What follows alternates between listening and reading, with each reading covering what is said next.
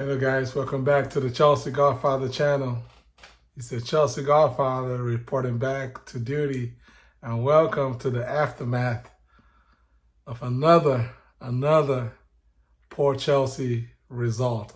This time we lost yesterday at home against Aston Villa. We lost 1-0. Guys, I don't know what to even say.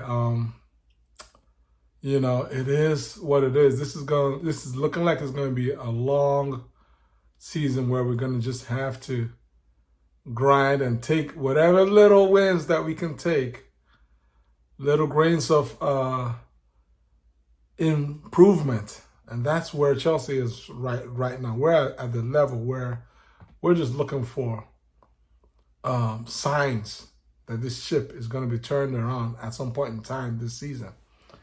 Because as it's looking, let's be honest, guys, this is not going to be a quick fix. It's not going to be a quick fix for various, reasons. First, we have a lot of players out in key areas. I mean, the players that are out are the players that we could not have, afforded to be out, and that's just not, helping a team that was already, struggling to score goals from way back when, like even before, Potter, right? We were struggling. We've always been struggling to score more than 1 or 2 goals in a game. And so, we're in a point as of right now where the issue is the onus is on, Pochettino to, work with these boys in the final third of the field. I mean, everything else from my, vantage point, we, Sanchez looks good in goal, right? He looks good in goal. Defensively, yes, there's been a few, hiccups here and there defensively. But overall, our defense is more than good enough. I mean, defensively, we have played well enough to produce results in pretty much every game, right? Midfield, obviously, there could be some in improvements there. But, I mean, for me, that's not really where the massive area for improvement lies. It lies in the area of the attack. In the final third, those 3 players that were playing up there, there just does not seem to be any understanding or any, cohesion between the 3 guys. And for me, I mean, I feel like when you're a team like Chelsea and we are, struggling to score, we're struggling to create, struggling to score. And we only have 5 points. I believe that's all we got. I haven't even looked at the table. I'm still, frustrated from, yesterday's game. I haven't even looked. I haven't read a report. I haven't looked at anything. And I believe we only got 5 points from what have we played? 6 games? I think we played 6 games. Guys, it's just awful. We're in an awful spot. There's no way to, sugarcoat it. We're in an awful spot right now. But as I mentioned, when you're in an awful spot, sometimes you just have to look at where are the little areas where we can grab something. Where are we doing well that we can hold on to, and then add some few things on top to improve and see if we start getting some results. And I'm saying that, right? Hear me out, guys. I'm saying that in terms of from the back to defense to even to midfield. I know a lot of people, Gallagher is not your, cup of tea, but Gallagher is not our problem. Let me just keep it real. Gallagher is not our problem right now. He's actually one of the players that's been helping us. He's a player. If you take him out, it's going to be worse. Let's just be honest, because the players that we signed have been either injured or in and out of the lineup with injury. So, we have players that are not yet up to speed, or players that are injured in terms of midfield. And so that's why Gallagher has to play. And he has been doing, he's been doing the best that he can do. Is the reason we're having issues has little to do with Gallagher. If everybody else was playing up to their own capabilities, right? I mean, Gallagher might have this capability, but if Enzo and everybody else play up to their capabilities, then Gallagher is not would have been a hindrance for Chelsea. So the issue for me is that notwithstanding, and now here's the but. Notwithstanding, I feel like when you're trying to score goals, when you're basically trying to score, and you're having a rough time, sometimes you just have to roll the dice. And so basically, what I'm talking about is I'm talking about Pochettino rolling the dice rather than going with a 3-man midfield. You may have to dial it back and go with a 2-man midfield and reserve that third spot for another attacking player. For instance, Palmer, could be starting games, for us. And then your 2-man midfield could then be Caicedo and Enzo, with then Gallagher coming off of the bench. Or left, for me, if you must play a 3-man midfield, if Pochettino must persist with this 3 men in his midfield, then Enzo and Gallagher need to swap their roles, right? Because Enzo is better at playing where Gallagher's playing, and Gallagher is playing better at playing where Enzo's playing right now. Enzo is playing almost like pretty close to the striker. He's playing far up. Enzo needs to drop a little bit deeper, right? And play a little closer to Caicedo. Caicedo is going to, with his physicality and his pace, he's going to free up Enzo and give him some freedom to roam around while providing midfield support both to Caicedo and to the attack.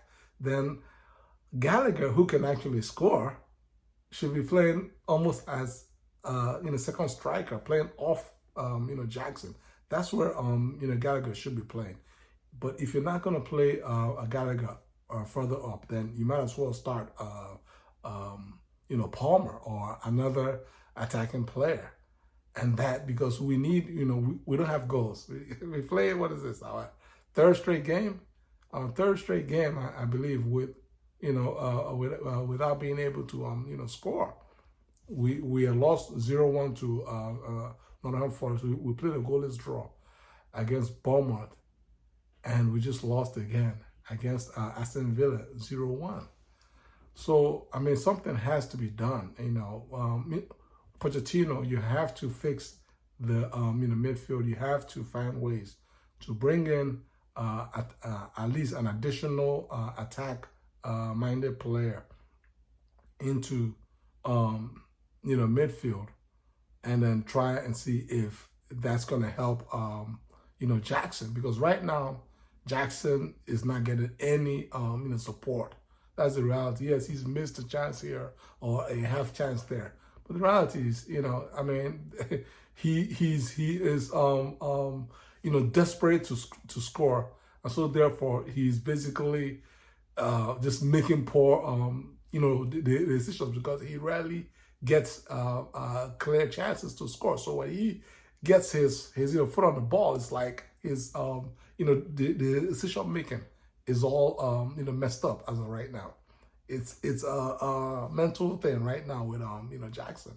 This is not the same player that we're watching in preseason, that was calm and was able to play with his head up and find his teammates with timely assists.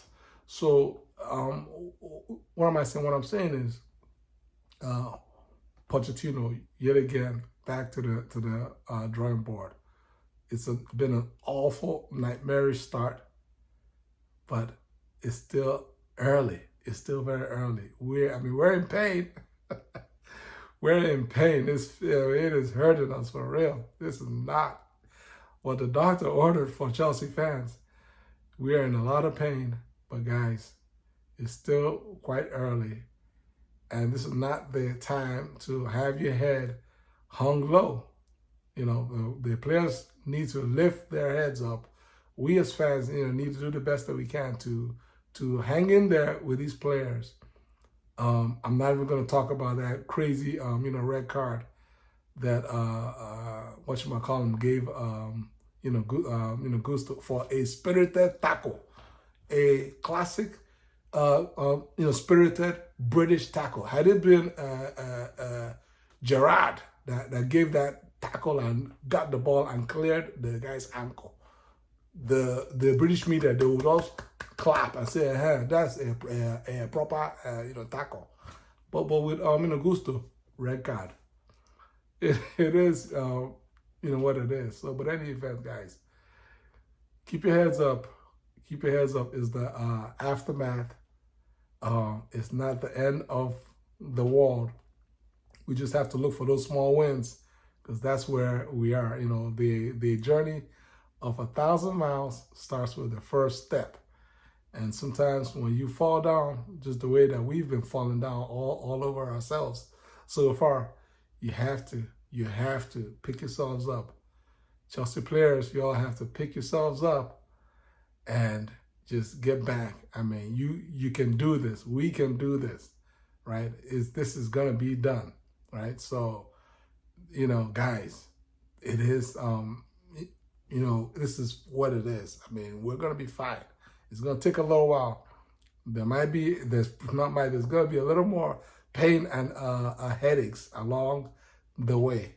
But what we are looking for, what I'm looking for as a Chelsea fan, is steady, gradual improvement.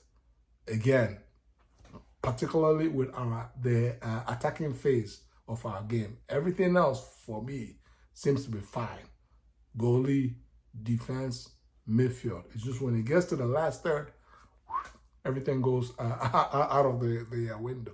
That's where Pochettino and the boys need to be putting extra time, overtime on the practice field, and you figure it out. Figure out a way to get Jackson extra clean looks to play Mudryk into shape, which by the way, he actually played well for me again. Mudryk played well yesterday. He needs to be playing more. The more he plays, the better he's gonna be. And then